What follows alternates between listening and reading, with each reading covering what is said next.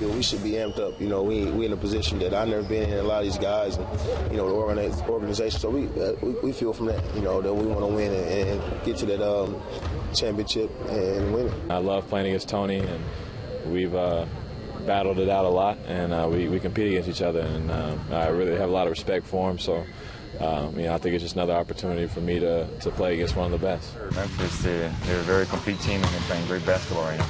Can you talk about their defense? You know, Pop was telling us the about how defense tough it's going to be to score against them. Yeah, they do a good job, you know, packing in the paint, and they're very physical, and they create a lot of turnovers. That's one of the way they score. They create turnovers and on the fast break. So we have to make sure we control the ball and make sure we don't have too many turnovers against them. And it's a very good basketball team. That's why they're in the conference finals. So it's arguably, you know, the best or one of the top defensive teams in the league. And finding ways to score is going to be very difficult. So just playing against their defense is enough of a concern right off the bat. Grizzlies Spurs game 1 tomorrow. They split the season series with the home teams winning all 4 games. A couple of OT games thrown in there, one blowout along the way. And you probably recall what happened the last time they met in a postseason, the historic 8-seed over 1-seed upset by Memphis 2 years ago. This time around, Memphis is the lower seed, but the favorite in the minds of many going in. Spurs experience showed against the Warriors as they dispatched Golden State. Memphis is just a better team. You're right, getting Matt. to where they are. Let's start with the different big threes here. And we'll start in the middle for San Antonio. What do the Spurs need from Tim Duncan facing the double-headed big monster from Memphis? Bad, you hit it right. I mean, it's basically Tim Duncan going up against Marc Gasol and Zach Randolph. First of all, he has to stay out of foul trouble. That's just a must. Then he's going to have to be able to score the basketball, to be able to create some kind of double team, to get some of these open shooters, like a Danny Green, like a Gary Neal, some wide open shots. But to me, the series is key for me for San Antonio is Tiago Splitter.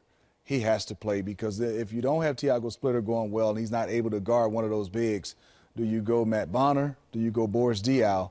And I think size-wise, that's when you see the Marc Gasol and Zach Randolph pounding them in and inside. Matt Bonner didn't play very much against the Warriors. Defensively, Coach, there doesn't look like a place for him in this series as long as Zebo and Gasol are out there.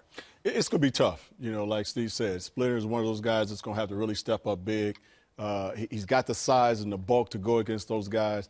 But I'll tell you, I'm going to grab me a nice big plate of food and sit down. This is old school basketball. Yeah. They're going to be pounding each other in the paint and playing like we played back in the day. And it's going to be won in the trenches. That's what these teams do. Now, Tony Parker and Manu, obviously, they can take control of this game as well. But Mike Conley, I think, has really arrived as a point guard. He is playing special basketball right now, and I think this matchup against Tony Parker is going to be a key as well, because he played his butt off against the OKC Thunder, and I think right now he is playing with so much confidence, and the way he's running his team, and he plays at such a great pace, it makes Memphis that tough. They are so scary right now to watch this team play. This is going to be old school basketball here in this series, and I think it's probably a good bet that it's going to go 6 or 7 games. You know, and Matt, you talk about Matt Bonner, and you talk about defensively, and the reason why I say he's going to play, because knowing Popovich, he's going to steal some minutes by being able to have Matt Bonner on the defensive end. He's just going to have them come down and double and make Tony Allen and Tayshaun Prince beat them. But he's going to look to Matt Bonner on that other end, where he can have a high pick and roll, where Zach Randolph is going to pull him away. And it was kind of a last series for Matt Bonner. There wasn't a big that Pop could really get an advantage, because they could switch everything with Harrison Barnes and Draymond Green. But Pop's going to steal some minutes where, yes, Zebo gets the basketball, you come double. Tony Allen's going to have to make shots. And if he can on that other end, you have Matt Bonner and Zebo trying to play pick and roll with Tony Parker. It's going to be a great chess match. I'm looking forward to this one. Welcome to another edition of Scatter Shooting. Bill Land along with Sean Elliott, and big smiles on the faces after the Spurs take care of the series with the Golden State Warriors and go back to the Western Conference Finals again.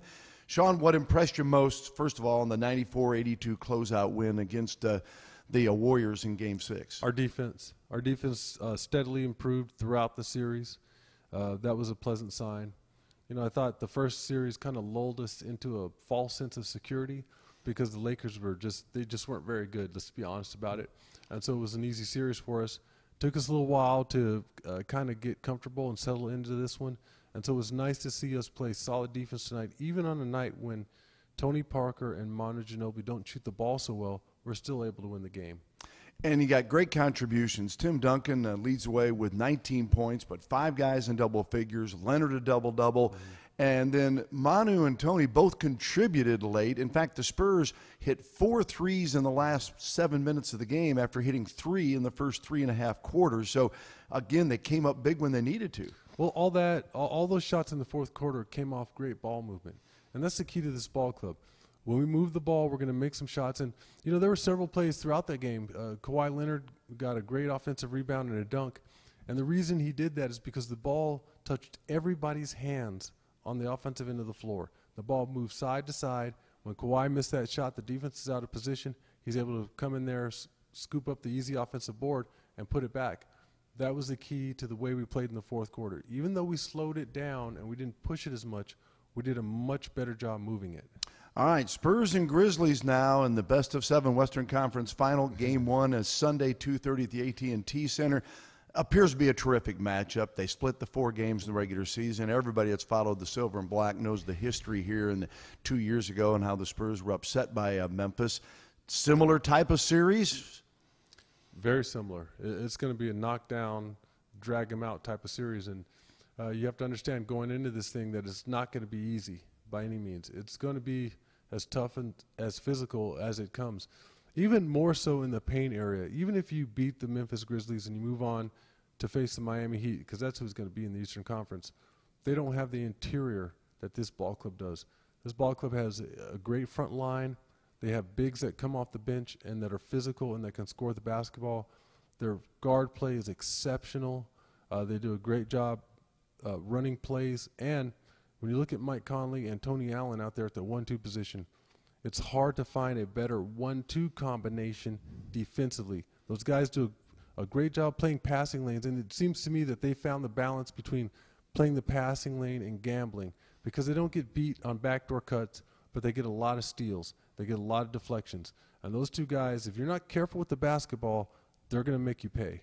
When you've mentioned for a long time that Gasol and Randolph might be the best combination inside that the Spurs got to contend with, but where do the Spurs have an edge in this series? Is there something you look at it that from a coaching angle, say, all right, this is something that can get them over the top? I think number one, our experience and our know-how. You know, Memphis is still a young ball club, and they still haven't been there yet. And the stakes are a lot higher. They're much, much higher in this series. And when you talk about the Western Conference Finals, when you look at teams that haven't been there before, it's a much, much grander scale. And so we've been there. We've done that. For us, it's another series on our way, hopefully, to the NBA Finals. For this young ball club, it's uncharted waters.